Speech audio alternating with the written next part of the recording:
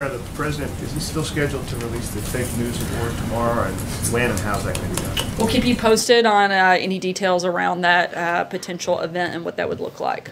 John? Thank you, Sarah.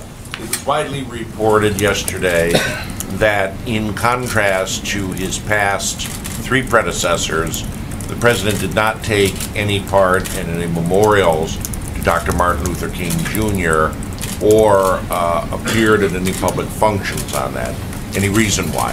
The president participated in an event on Friday to honor the life of service of Martin Luther King Jr. And we would like to continue to do projects and events throughout the year and not just have one day, but certainly wanted to recognize that here at the White House through the event on Friday, and will continue to be involved in efforts and opportunities moving forward over the course of the year and over the course of the president's term. Hallie. Sure. Senator Graham said today on the immigration discussions that he thought that the president was on track to come to a deal with him and Senator Durbin up to 2 hours before last week's immigration Oval Office meeting on Thursday. He says something happened between 10 and 12. He says the president got bad advice from his staff members, potentially including Stephen Miller, potentially including John Kelly. What happened in those 2 hours? What changed? Is Stephen Miller running the show now? What's going on? Hardly. So to be very clear, the president's running the show here at the White House, and look, I was part of this process and part of the conversations that went on. The president simply, as he looked at the deal, he wants a good deal and he wants the right deal. He laid out what his priorities were, what needed to be included in any piece of legislation, and this simply failed to address the things that were laid out. Specifically, one of the areas that really fell short was the funding for border security. They only put in about 1/10 of what the Department of Homeland Security said they needed. Not what they said they wanted, but what they said they needed. And this was simply a complete failure in terms of a good deal based on what the president had laid out and based on what he wanted to see in a piece of legislation. Hopefully we get there. We're still going to continue working with members, both Republicans and Democrats, House and Senate members, to try to make a deal on DACA and make sure that we include those components that the president very clearly has laid out. Cecilia. Sorry, I'm going to hop around today since we're on short time frame. Just picking up on what you had just left off on. So does a good deal include then preferring white immigrants from Norway than black and brown immigrants from Haiti? Not at all. In fact, it's actually the opposite, because by definition, a merit-based system is colorblind. It's not basing it on any of that criteria. It's not based on race. It's not based on religion. It's not based on country of origin. It's actually based on the merits of whether or not this person's going to be contributing to society. So actually, it erases all of those things and makes it a much more fair system instead of picking and choosing from trying to meet different quotas of different things. It's a merit-based system, and frankly, it's a system that most Democrats supported and voted for just years ago, but now that this president is championing it, they are, I think, showing just absolute signs and definitions of what hypocrisy looks like. Look, the bottom line is we want a deal on DACA.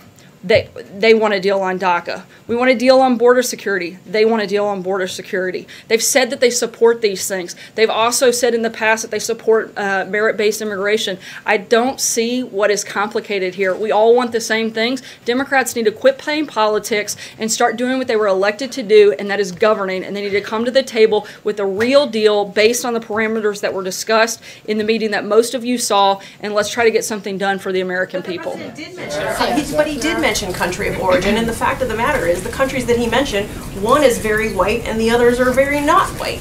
So that is about race, is it not? No, it's not. And again, the president has laid out what he wants to see in an immigration process, and that is a merit-based system. You cannot argue with the priority that he has laid out and what that looks like and how it actually levels the playing field and is the opposite of what you're suggesting. Blake? Sarah, thanks. To pick up from what Hallie had asked, something clearly had changed between Tuesday when the president said, bring me any deal that you agree to. But to be clear, he didn't say bring me any deal that two people agree to. He said the people at this table, I'm confident that you will come together and address the situation and the concerns that we have laid out, and that you will answer the call that has been made, and that simply didn't happen in this deal. Is it simply, if you say that they came to you with 1/10 of the border wall funding, that if more money comes to the wall, you've got a DACA deal?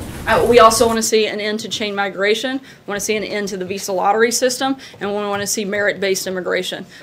So those are the components that we've laid out. The president's viewpoint on this has been consistent. It hasn't changed, but what was reflected in that deal isn't what the president laid out. Jordan? Thanks, Sarah. Is the president concerned about what Steve Bannon might tell the Mueller grand jury? Not that I'm aware of, no. Trey?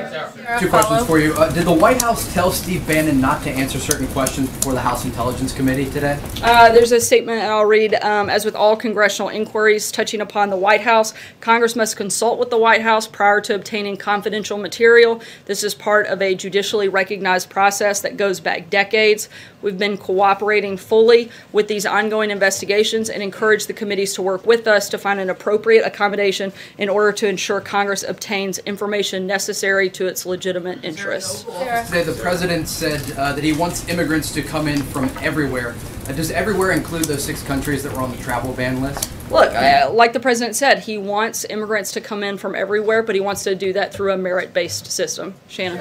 Does that merit-based system mean ending the TPS program, so the U.S. would no longer provide a safe haven to countries having a natural disaster or a civil unrest? I think that's a different part of the conversation. And I think one of the things to remind people of the TPS program, again, look at the name of the program. It's temporary. It's not meant to be permanent. We are looking to find permanent solutions. We're not just trying to put a Band-Aid on the situation. We want to actually fix the problem, and that's why simply doing one piece of this immigration reform isn't enough. It has to be responsible immigration reform, and that's what this administration is going to continue to push for. Can you explain, because I think this is still an open question, how did Senators Cotton and Perdue get here to the White House on Thursday? Who invited them? The president. Why? It doesn't seem like an open question to me. Well, so why did he invite them? I mean, Senators Durbin and Graham wanted to come and present their proposal. Why did the president feel he needed other people in the room? As the president did, I guess, a few days prior when he had a large group of people here, the president wanted to have multiple people that had been part of this conversation, that had been part of the foundation that they had worked on the days prior to that in the room as part of the discussion. It was a decision he made, and I guess I'm lost on why the president, having 2 Republican senators who have been in the midst of this entire discussion, continue to be part of the discussion. If anything, I think he should be celebrated for including more voices instead of limiting it to 2. He broadened the field and brought additional people into the room, not just those 2 members, but several others as well. Kristen. Sarah, thanks. The president again today called the Russia probe a hoax. So why not encourage Steve Bannon to be completely transparent today on Capitol Hill to help? No one's encouraged him to be anything but transparent, but there is a process of what that looks like and what that process should go through. And not answering some questions, right? Look, I can't speak to that. That's something that I would refer to attorneys on that matter, and specifically Steve Bannon's attorneys. Look, we've been completely cooperative throughout this entire process. We're going to continue to be cooperative, but we're also going to maintain some of the executive privileges here at the White House that have been practiced for decades and that need to be maintained. Sorry, Chris. Steve Bannon being subpoenaed by the Mueller. Go ahead.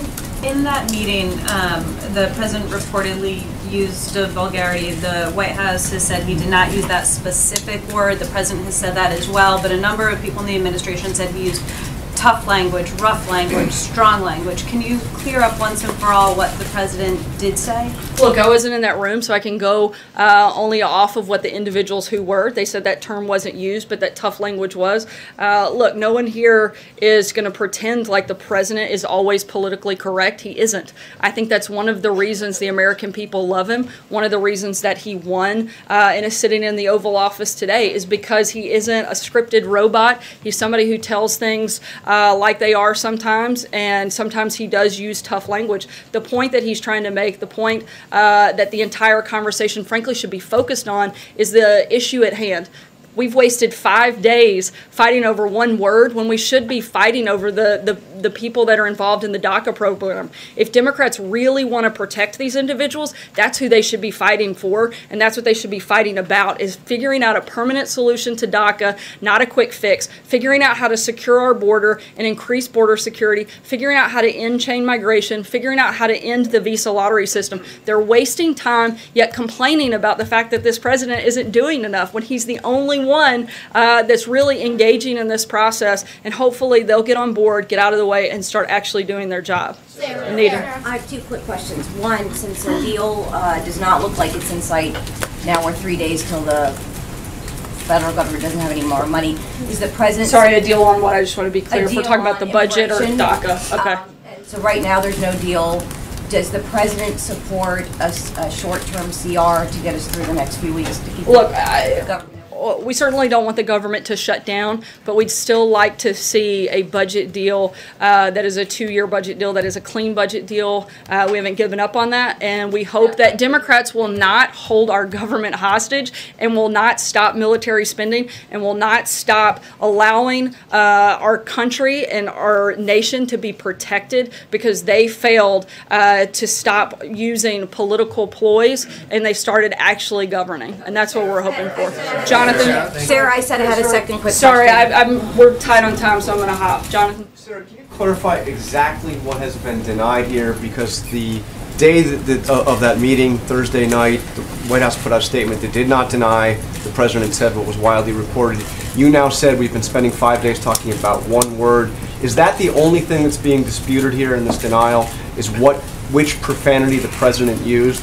Do you deny the general characterization? Do you deny that he said? I certainly deny the general characterization. Again, I go back to the fact that sometimes the president does use tough language. I wasn't in the room, so I can only rely off of the individuals that were, and those that have come out and publicly spoken about said they didn't recall those specific phrases being used. Look, the bottom line is the president wants to see a deal done. He wants to protect DACA. He wants to make sure we have increased border security. He wants to see an end to chain migration, an end to the visa lottery system. Those are the priorities. That's our focus, and that's what we're talking about, whether you guys are talking about that or not. I'm going to take one more question. Jill? I wanted to follow up on Shannon's question there first, and I've got another one.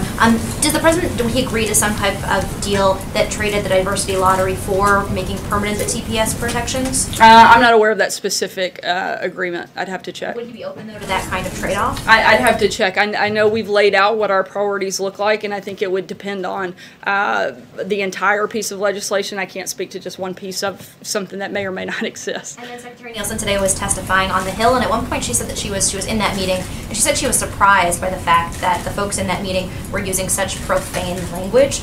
Is that something that bothers the president at all, and how often does he use that kind of language that we're all talking about? You'd have to be more specific in terms of, I guess. Profanities, how often does he?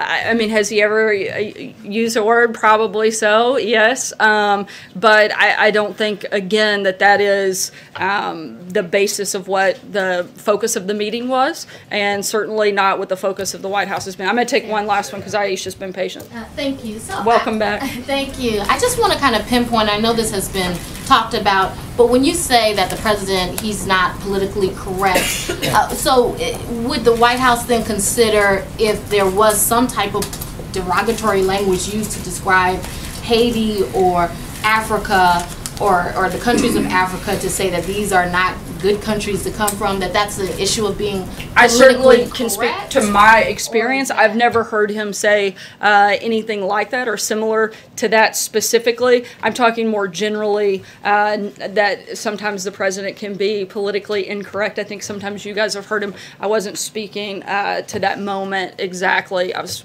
talking more generally, but I've never heard him make a reference like that, and so certainly can't speak to anything beyond that at this point. Thanks so much, guys. Have a good day. It's about that rough language.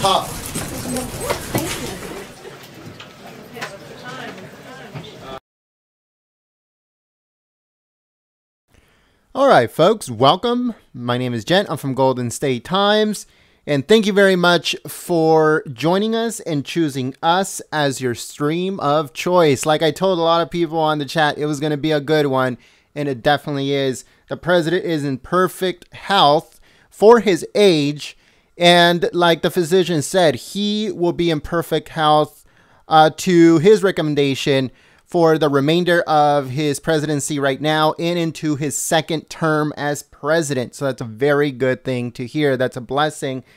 And as you guys saw, the press is going to try to do anything to twist this, to spin it, especially CNN. Right now, I was checking Twitter, and they are already talking a lot of garbage about the president's weight, saying that 236 is extremely obese, that the physician made it not a big deal that he's 236 or 39 pounds when it's extremely grossly obese. That is what the left and that's what the Democrats are saying right now on Twitter. His BMI right now at his height and his age and his weight is at 29.9%. It is a little high, but it's not grossly high.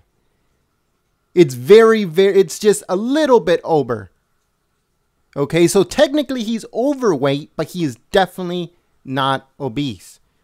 And it's very disgusting to see these people do this. That doctor had to go over and over and over and over again the exact same thing, saying he's in perfect health, and they did not want to hear it. They were angry about it. So this is the reason why Golden State Times is around. This is the reason why we're growing. This is the reason why we're going to continue to grow, or we're going to stay here, and we're going to make sure that these parasites are, that we expose how much they're attacking this presidency, how much they are attacking this White House, how much they are attacking this administration. It's very, very sad to see. It's very, very despicable, and it's disgusting to see them do something like this. So let us know what you guys think in the comment section below. My name is Jen. I'm from Golden State Times. If you guys are new to the channel, subscribe and click the notification bell. Also give it a thumbs up and share it on social media. Thank you very much for watching. My name is Jen. I'm from Golden State Times. We're going to be uploading a whole bunch of news videos, both here on YouTube and also on our website at goldenstatetimes.com. Again, that's goldenstatetimes.com. Also, sign up to our newsletter. The link is in the description below to stay up to date on everything that is going on, both here on the channel and on our website. We post a whole bunch of news articles on our website that we do not cover on YouTube. And we cover stuff on YouTube that we do not cover on our website. So if you guys want to stay up to date on everything, sign up to our newsletter. The link is in the description below. It gets sent to your inbox every single day. And like I said, it's packed full of news, articles, the president's schedule, all that stuff. So make sure you guys sign up. Thank you very much for watching, and I'll see you soon. Peace.